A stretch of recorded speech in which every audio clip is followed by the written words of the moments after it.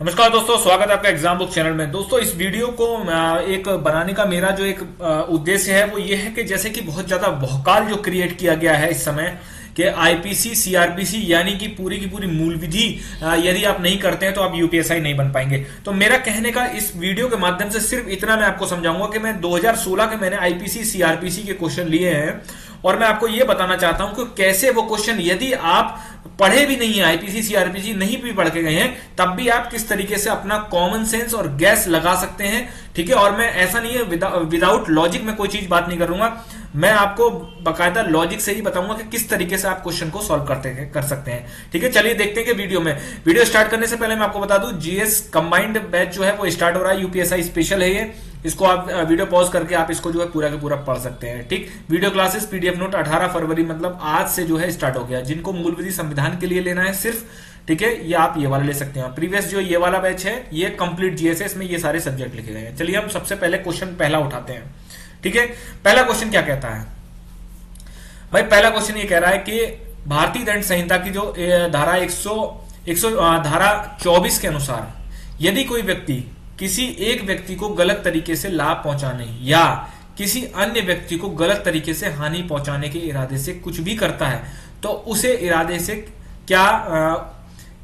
किस इरादे से करना कहा जाएगा। अब देखिए, इसमें वो कह रहा है, आपको ये नहीं पढ़ना है कि आईपीसी की धारा 24 क्या है, मैंने तो पढ़ी नहीं है, सिर्फ इसको क्वेश्चन को ध्यान से पढ़िए कि वो ये कह रहा है कि यदि कोई व्यक्ति है किसी एक व्यक्ति को, मतलब किसी दूसरे व्यक्ति को गलत तरीके से लाभ पहुंचाने, मतलब वो ऐसे समझता, वो ये बोलता है कि नहीं मैं तुम्हें ये दिलवा दूंगा, मैं मेरा तो इतना ज्यादा तुम्हारे प्रॉफिट हो जाएगा, या किसी अन्य व्यक्ति को गलत तरीके से हानि पहुंचाने, ठीक, इरादे से कुछ भी करता है तो उस इरादे को क्या कहा जाएगा। अब सबसे पहली बात, क्वेश्चन करने से पहले आपको ये देखना है कि उसमें ऑप्शन क्या है। क्वेश्चन एक बार पढ़ लिया, उसके बाद ऑप्शन को आपको जो है, जैसे कि जब केबीसी आप देखते हैं तो केबीसी में क्या होता है, केबीसी में पहले वो ये देखता है सॉल्व करने वाला कि इसमें से कौन से नहीं हो सकते ऑप्शन। ठीक है, तो संज्ञान के ये तो हो ही नहीं सकता। ठीक, कहने का मतलब है कि इस पूरे के पूरे क्वेश्चन में जो भी आंसर होगा वो एक नेगेटिव वर्ड होगा, एक जो नेगेटिव वर्ड है। दोस्तों देखिए, ये चीजें आपको कोई नहीं बताएगा, मैं इसलिए आपको बताना चाहता हूं कि इतना ज्यादा भौकाल क्रिएट किया गया कि अगर आप मूल विधि नहीं करोगे तो कुछ भी नहीं है। ठीक, जबकि अगर आप गणित देखें तो 40 में से 5 क्वेश्चन मैं मानता हूं मैक्सिमम मूल विधि के आ गए, 5 अगर छोड़ते हैं तो 35 क्वेश्चन तब भी आप रहते हैं, और 35 में से 25 क्वेश्चन आप आराम से कर सकते हैं यदि आपने चीजों को सही तरीके से पढ़ा है। ठीक, संज्ञान के ये नहीं हो सकता, अनुमोदन ये भी पॉजिटिव वर्ड है, ये भी नहीं हो सकता, मतलब वो ये कह रहा है कि कुछ भी ऐसा गलत हानि पहुंचाने के लिए। थर्ड है आपका बेईमानी और कलह। कलह आप जानते हो, कलह जो है इसमें नहीं हो सकती, तो आंसर आपका सी बेईमानी हो गया। बेईमानी में क्या होता है? बेईमानी में या तो हम किसी को गलत तरीके से फायदा पहुंचाते हैं या किसी को गलत तरीके से जो है नुकसान पहुंचाते हैं। बहुत सारे लोगों को ऐसा लगेगा सर ये भी तो एक तुक्का है, नहीं, इसको कहते हैं लॉजिकल एक गैस जो होता है। तुक्का और गैस में बहुत अंतर है। तुक्का में हम लोग मंत्र पढ़ के तुक्का मारते हैं, ठीक है, जहां पर स्वाहा आता है वहां उसको हम जो है क्या कर देते हैं, लेकिन जब हम गैस मारते हैं आप ये देखेंगे कि बहुत सारे कैंडिडेट जो हैं सिर्फ इस वजह से पास हो जाते हैं। हम ये सोचते रहते हैं कि यार इसने तो 2 ही महीने तैयारी करी, इसका कैसे हो गया? इसलिए हो गया क्योंकि उसका लॉजिकल जो पार्ट है, उसका लॉजिक है वो काफी ठीक है। इसको समझ में आ गया। अब नेक्स्ट क्वेश्चन पढ़ते हैं। वो ये कह रहा है कि आईपीसी की धारा 146, हमें नहीं पता धारा 146 क्या है। जब भी गैर कानूनी जनसमूह कह रहा है, मतलब उसको अनुमति नहीं मिली है, जो समूह है, जो भीड़ है, उसको इकट्ठा होने की अनुमति नहीं है, द्वारा या उसके किसी भी सदस्य द्वारा, या तो भीड़ या फिर भीड़ के किसी सदस्य द्वारा बल या हिंसा का प्रयोग किया जाता है ऐसे जनसमूह के आम उद्देश्य के अभियोजन में, तो ऐसे जनसमूह का हर सदस्य किस अपराध का दोषी होगा। मतलब मैं जैसे मान लीजिए कोई भीड़ है और भीड़ वहां इकट्ठी होने की अनुमति नहीं है या फिर इकट्ठा नहीं हुआ जा सकता उस एरिया में या फिर उस जगह, तो वो गैर कानूनी भीड़ होगी। जनसमूह का मतलब भीड़ होता है, ठीक है, और वो भीड़ या उस भीड़ का कोई सदस्य यदि बल या हिंसा का प्रयोग कर देता है, ठीक, तो क्या होगा? तो उसको किस में आपको जो दोषी ठहराया जाएगा? पहली बात, पीछा करना हो ही नहीं सकता। कॉमन सेंस है दोस्तों, कॉमन सेंस। आतंक थोड़ी ना फैला रहे हैं ये लोग, ठीक है, आतंकवादी अलग होते हैं। थर्ड डी आपका हो जाता है विद्रोह या राजद्रोह का मतलब होता है कि देश के खिलाफ कुछ करना। भाई ऐसा तो है नहीं कि देश के खिलाफ कोई चीज हो रही है, ठीक है, कि हाँ भाई नहीं हमें जो है अलग होना है, हम उस वजह से, ऐसा कुछ भी नहीं है, ठीक है। तो लास्ट आपका ऑप्शन बचता है बलवा। बलवा ही एक ऐसी चीज होती है कि जो इस पूरे के पूरे क्वेश्चन पर फिट होती है। इसमें मैंने आपको कुछ भी ऐसा नहीं बताया कि हाँ आपको आर्टिकल सेक्शन 146 आना ही आना चाहिए, सिर्फ मैंने इसमें आपको यह बताया कि कैसे आप ऑप्शंस को निकाल सकते हो। पीछा करना नहीं होगा, आतंक बिल्कुल नहीं होगा। आतंक जब गन लेके बकायदा लोगों को, मासूम लोगों को मारा जाता है, उसमें एक आइडियोलॉजी होती है, तब उसको आतंक बोला जाता है। विद्रोह या राजद्रोह नहीं होता। राजद्रोह या विद्रोह जो होता है वो चीज अलग होती है, ठीक है। वो राजद्रोह या विद्रोह का मतलब होता है कि जब कुछ लोग जो हैं देश के तोड़ने के या फिर देश के खिलाफ कुछ चीज कर रहे होते हैं। वो ऐसा नहीं है कि भाई जनसमूह होता है, छोटा मोटा भीड़ होती है, वो जब आप लड़ने लगते हैं या फिर पुलिस पे पथराव करते हैं तो उनको उनके ऊपर बलवा लगाया जाता है। नेक्स्ट क्वेश्चन, राम ने एक अपराध किया, उसके लिए सजा सिर्फ 40 रुपए है। 40 रुपए जुर्माना था, लेकिन वह इस राशि का भुगतान नहीं कर सका। आईपीसी की धारा 67 के अनुसार, अब धारा 67 तो आती नहीं है हमें, उसे भुगतान ना करने के लिए अधिकतम कितने महीने की होगी। अब आप ये कहोगे सर इसमें तो हम गैस लगा ही नहीं सकते। मैंने क्या कहा, आईपीसी जो पूरी की पूरी धाराएं आपको रटवाई जा रही हैं, आपको यह बताया जा रहा है कि नहीं, अगर आईपीसी में पूरी की पूरे 500 धाराएं आप नहीं कर लोगे, ठीक है, काम नहीं चलेगा। लोगों ने सेक्शन, सबसेक्शन, मतलब जितना वकील को, जितना जज को नहीं पता होता उतना आपने रट के बैठ गए उसमें, ठीक। आपको पता है सब इंस्पेक्टर में क्या होता है। सब इंस्पेक्टर में आईपीसी और सीआरपीसी दोनों के दोनों 80 पीरियड लगते हैं और हर पीरियड 40 मिनट का होता है। उसमें आईपीसी सीआरपीसी को खत्म करवा दिया जाता है, ठीक। और वो भी 40 पीरियड में ब्रेक भी होता है। ट्रेनिंग टाइम की बात कर रहा हूं मैं। तो कितना बेसिक चीज है ये। इसमें क्या है भाई, जब आप आईपीसी को अगर ठीक से थोड़ा सा पढ़ेंगे, थोड़ा सा बिल्कुल बेसिक, मतलब मुझे लगता है कि आईपीसी में आपको 100 धाराओं से ज्यादा नहीं पढ़ना, ठीक, बिल्कुल बेसिक पढ़ेंगे तो ये स्टार्टिंग में ही आपको मिल जाता है। जब दंड जो एक उनका अध्याय है दंड, उसके अंतर्गत आपको दिया जाता है कि आजीवन कारावास में कितना है। ये तो बेसिक चीजें जो कि, और बोर्ड आपसे चाहता ही है कि आप सिर्फ बेसिक चीजें पढ़ के जाएं। आप ऐसा ना करें कि हाँ section 121, 121 A B C D पढ़ते चले आ रहे हैं, कोई फायदा नहीं है उसका। आप खुद कंफ्यूज होंगे और देख लेना रिजल्ट आपको जो वहां क्वेश्चन करने में प्रॉब्लम आएगी ही आएगी, ठीक है। इसका आंसर सिंपल सा था कि भाई जिसकी जो है 50 रुपए से जिसका कम है, ठीक, जिसका 50 रुपए से यदि कम उसको दंड मिला है तो उसको 2 महीने की सजा होगी। जबकि वो जो 50 रुपए जो है नहीं दे पाता है, अगर वो जुर्माना नहीं दे पाता तो 2 महीने की आपकी सजा हो जाएगी। 50 रुपए से लेकर 100 रुपए तक 3 महीने हैं, फिर 100 से ऊपर जो है वो 6 महीने है, ऐसे करके है। अब आपका ये देखिए सवाल, बिना आप कुछ भी करें, बिना आपको सेक्शन आए कैसे कर सकते हैं।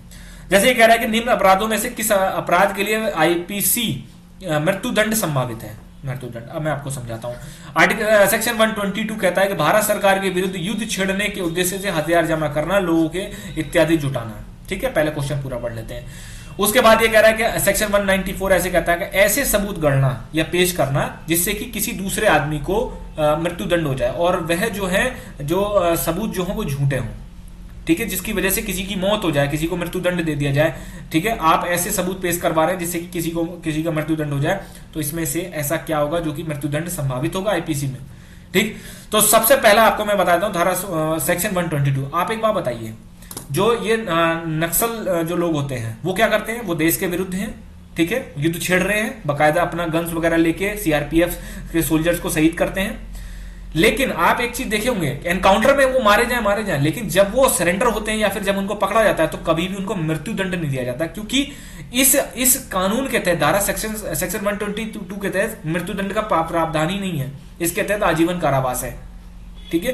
कहने का मतलब आप यहां पर कॉमन सेंस लगा सकते हो कि यार नक्सलियों को जो है अगर थोड़ा सा भी आपको गैस काम करता है। उसके बाद है सेक्स दूसरा वाला, भाई जिस ऐसे सबूत की वजह से जिससे कि किसी की मौत हो गई हो, किसी को मृत्युदंड मिल गया हो, उसको मृत्युदंड दे दिया गया हो, तो उसके लिए क्या हो सकता है, उसके लिए तो भाई सीधी सी बात है आपको भी मृत्युदंड ही मिलेगा। तो आंसर हो गया इसका डी, ठीक है। नेक्स्ट क्वेश्चन है भारतीय दंड संहिता की 359 से लेकर 374 किन कृत्यों से संबंधित है। जब आप बेसिक अंडरस्टैंडिंग लेंगे आईपीसी की, थोड़ा पढ़ेंगे, देखिए क्या क्वेश्चन आया कि धाराएं पूछ ली, वो भी कौन सी, बिल्कुल 359 से लेकर 374 तक क्या बताया गया है, ठीक। तो सीधी सी बात है, इसमें अपहरण, बहला फुसलाकर भगा ले जाना, गुलामी, जबरन मजदूरी, ये सब बताया गया है इसमें, ठीक। अब आप ये सोचो कि हाँ गुलामी किसको बोलेंगे, ठीक है, गुलामी में भी कौन कौन सी गुलामियां होती हैं, ऐसे क्वेश्चन नहीं आ रहे इसमें दोस्त।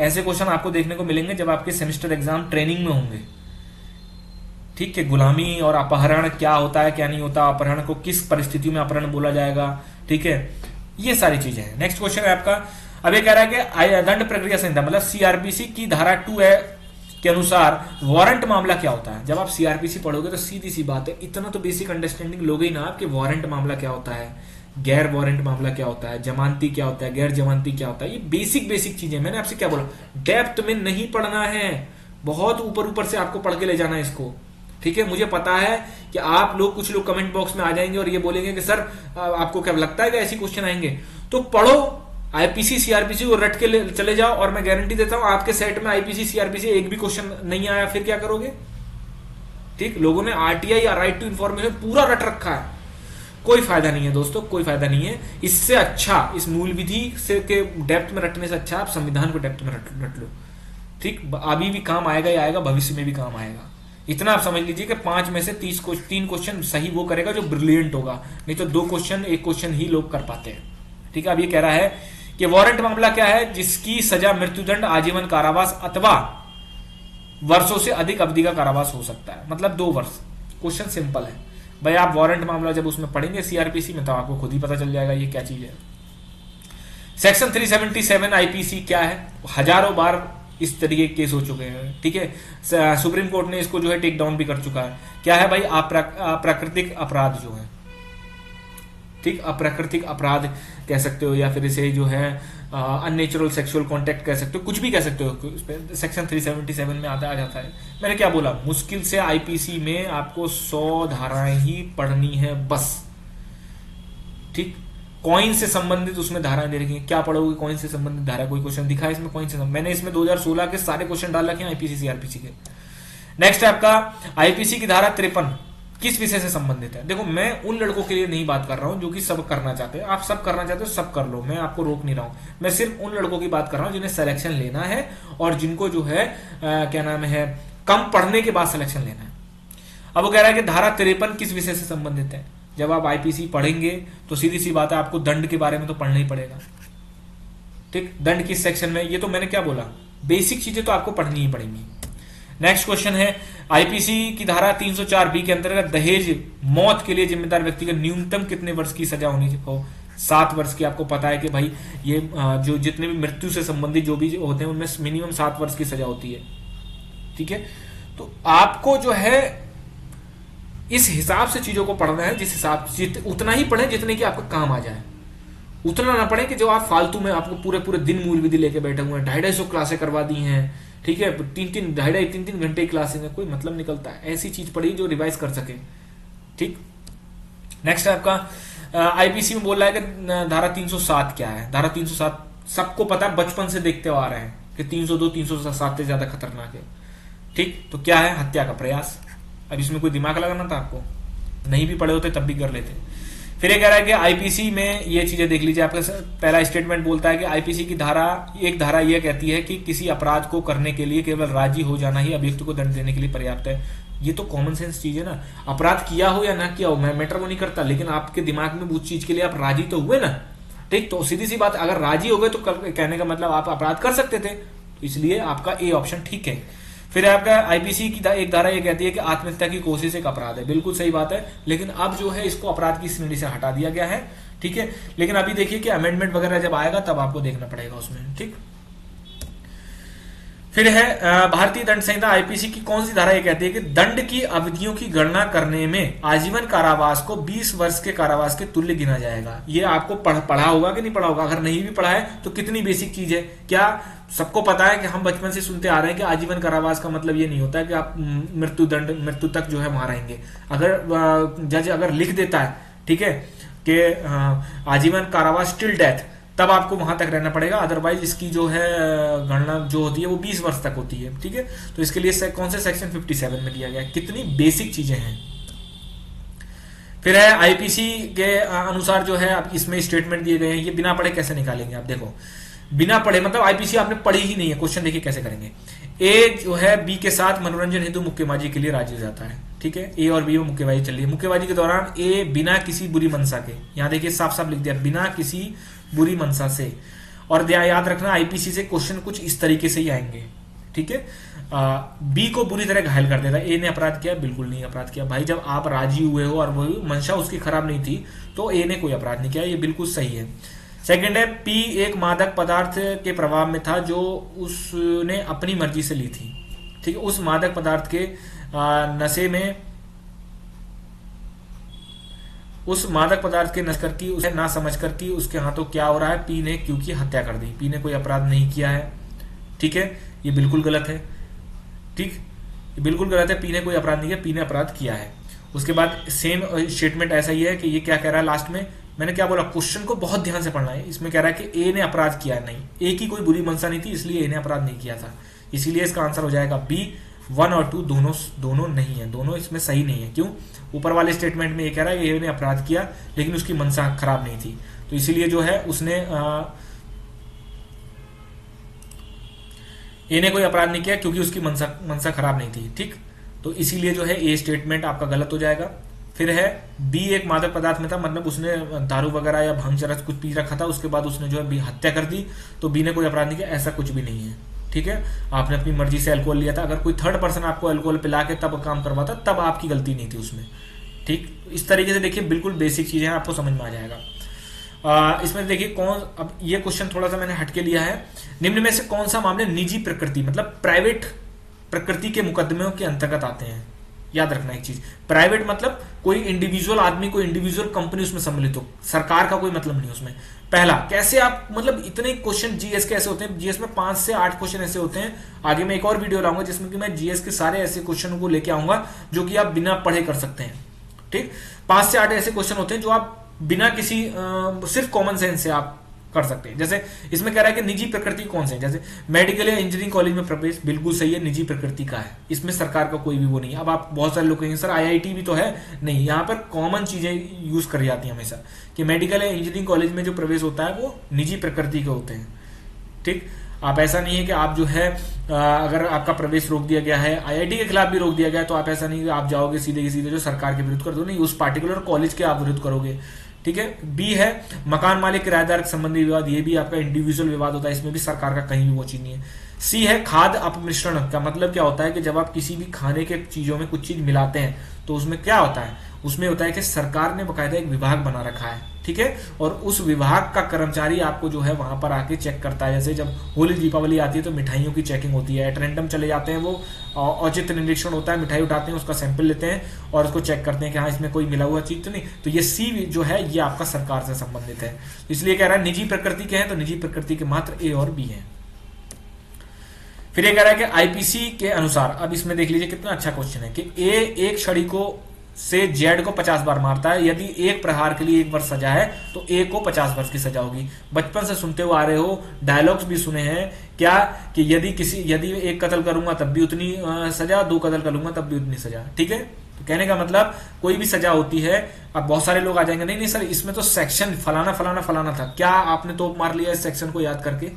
आपने कोई ऐसे झंडे तो नहीं गाड़ लिया आपने जो है इस सेक्शन को, जिस सेक्शन में ये बात बताई गई है? आपको सिर्फ बेसिक अंडरस्टैंडिंग लेनी है। तो इसमें है कि ऐसा तो होता ही नहीं है, कोई भी आपकी सजा हो अगर उसके लिए एक बार है तो मल्टीपल, आपकी एक ही चीज के लिए आपको कई बार सजा जो है मल्टीपल टाइम नहीं दी जा सकती। बहुत देशों में कानून है ऐसे, लेकिन इंडिया में नहीं है, तो ये स्टेटमेंट गलत हो जाएगा। उसके बाद है कि ए जेड को मार रहा है, वाई हस्तक्षेप करता है, मतलब ए जेड को मार रहा है, वाई बीच में आकर बीच बचाव करता है। ए जानबूझकर वाई को भी मारना शुरू कर देता है। ए जेड को स्वेच्छा से चोट पहुंचाने के लिए एक सजा के लिए और वाई को मारने के लिए एक अन्य सजा का उत्तरदायी है। ये बिल्कुल सही स्टेटमेंट है भाई। ए ने जो है 2 लोगों को मारा है, वाई को भी मारा है, जेड को भी मारा है। ठीक है, अब वाई को मान लो उसने जो है ऐसा मारा कि उसको जो है क्या नाम है उसकी मौत पे बनाई। ठीक, तो उसका 307 में उसमें जाएगा। बी जेड को कुछ और तरीके से मारता है वो, या फिर उसको चोट पहुंचाता है, तो दोनों के लिए मतलब आपको सजा जो है वो अलग अलग उसमें मिलेंगी। ऐसा नहीं है कि आप मारा ही तो है, चाहे वो ए को मारा बी को मारा, नहीं ऐसा नहीं है, अलग अलग तरीके से आपका उसमें देखा जाएगा। तो स्टेटमेंट सी आपका जो है इसमें ठीक है। भारतीय दंड संहिता के समुद्र की क्षेत्राधिकार, अगर किसी ने ज्योग्राफी थोड़ा बहुत अगर पढ़ा होगा तो उसमें टेरिटोरियल सी नाम की कोई चीज होती है। टेरिटोरियल सी मतलब जो हमारी जैसे मान लीजिए कोस्ट लाइन है, ठीक है, ये इस तरीके से कोस्ट लाइन है ये, तो इस कोस्ट लाइन से ये कोस्ट लाइन हमेशा क्या होता है, ऐसे ऐसे उभरा उभरा उभरा हुआ सा होता है। तो यहाँ से एक ऐसी लाइन खींचते हैं, उस लाइन से 12 नॉटिकल माइल 12 नॉटिकल माइल तक जो है, जो समुद्र होगा जितना जितना, उसके अंतर्गत कोई भी चीज होगी, चाहे जमीन से, चाहे समुद्र के अंदर से तेल निकले या फिर कुछ भी चीज हो, उसके अंतर्गत इंडियन गवर्नमेंट का कंट्रोल रहता है। ठीक है, तो ऐसे ही आईपीसी का कंट्रोल कहां तक है, वो है 12 समुद्री मीलों तक। नेक्स्ट है आपका आईपीसी के अंतर्गत, ये देखिए कितना अच्छा क्वेश्चन है। 6 वर्ष के एक बच्चे ए ने बहुत सारी मारधाड़ की फिल्में देखी हैं। एक दिन वह बच्चा बी को जोर से धक्का दे देता है, जिसकी वजह से बच्चा बुरी तरह घायल हो जाता है। ए ने कोई अपराध नहीं किया है। बिल्कुल सही बात है, ए ने कोई अपराध नहीं किया। बच्चों का अपराध को अपराध की श्रेणी में नहीं लाया जाता है। ठीक है, उसके बाद है आपका सेकंड क्या है, क्यू ने पी को बिना बताए एक नशीला पदार्थ खिला दिया। देखिए पीछे वाला क्वेश्चन आ रहा है, खिला दिया। उस नशीले पदार्थ के प्रभाव में आके यह ना जानते हो कि उसके हाथों क्या हो रहा है, पी ने आर की हत्या कर दी। पी ने कोई अपराध नहीं किया, बिल्कुल सही बात है। ठीक है, रमेश ने सुरेश को दारू और भांग चरस का नशा करवा दिया और उसने जो सुरेश ने नरेश की हत्या करवा दी। ठीक, तो रमेश उसमें जिम्मेदार होगा क्योंकि रमेश ने सुरेश को जो है दारू पिलाई थी। सुरेश ने हत्या करी, वो जिम्मेदारी नहीं होगी उसकी, क्योंकि वो उस समय कॉन्शियस माइंड में नहीं था। ठीक है, तो ये सी ऑप्शन आपका हो गया। तो दोस्तों ये आपके आईपीसी सीआरपीसी के सारे क्वेश्चन इसमें कंप्लीट हो गए। जो थोड़ा बहुत ज्ञान मैंने दिया, अगर आपको ठीक लगा हो तो कर लीजिए, नहीं ठीक लगा हो तो आपकी तैयारी अच्छी चल रही हो, आपका सिलेक्शन हो, यही मैं चाहता हूँ। ठीक है दोस्तों, नेक्स्ट वीडियो में मैं ये लेके आऊंगा कि आप जो है आप जो भी कुछ ऐसे क्वेश्चन जो कि आप बेसिक अंडरस्टैंडिंग से कर सकते हैं बिना पढ़े, अगर आपने थोड़ा बहुत भी अगर आप लॉजिक लगा सकते हैं, वो डिस्क्रिप्शन में दोस्तों टेलीग्राम का लिंक है, आप उसको जरूर ज्वाइन कर लीजिए। धन्यवाद।